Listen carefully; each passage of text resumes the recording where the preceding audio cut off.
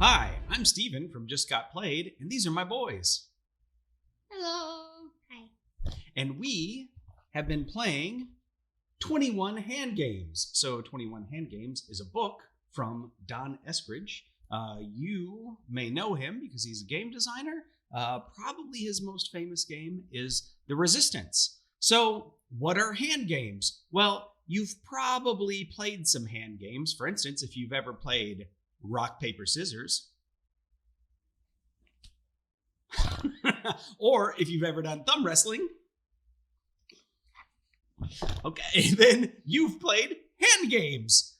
So there are 21 games in here. I'm going to show you what is my most favorite hand game by showing you the book and talking about what's in here.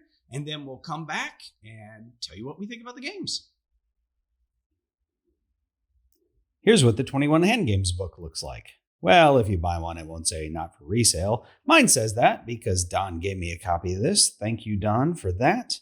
And if you look inside, you'll see there's contents. So it lists all the different games. It talks about what does it mean to be a hand game. You know, interesting, I find here in the back is actually there's a sample design and then tips on designing your own hand games. So that's pretty cool.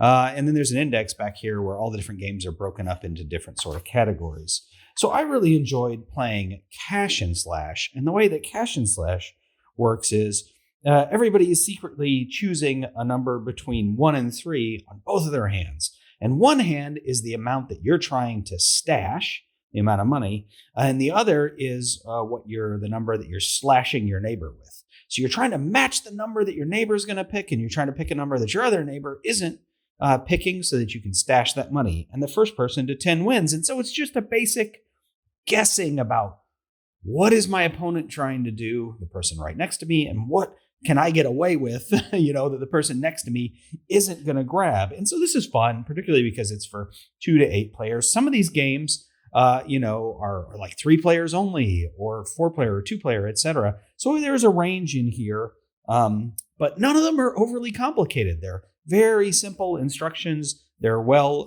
laid out and designed, and they explain the game pretty easily. So my 10-year-old boys are able to play this really easily. I think in here it talks about being 8 and up, but that's definitely doable. And, what's great is once you know these games, you can just play them. You don't have to have the book on you to play them. All right, well, let's go tell you about what our other favorite games from my family were. All right, well, there you go. That's my favorite game from the 21 Hand Games. Well, my favorite of what I played already anyway. I've only played about half of them. All right, buddy, what is your favorite game? I like Scapegoat. So Scapegoat reminded me a little bit of the old winking assassin game because basically you're trying to pick a person as your accomplice, and then you want to make sure the other people don't figure who that is, and then you grab another person and then another person until basically nobody's left. And so you do that in successive rounds.